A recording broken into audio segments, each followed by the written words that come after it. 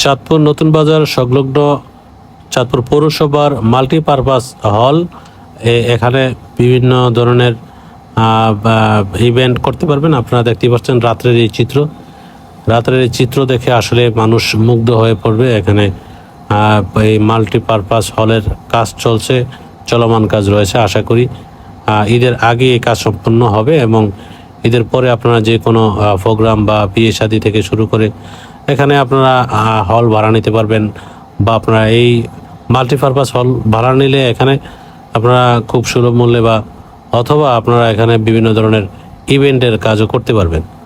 তো আসলে রাতের বেলায় এই হলটি দেখে আমার কাছে খুবই ভালো লাগছে। দেখতে অনেক সুন্দর, যেহেতু কাজ চলতেছে।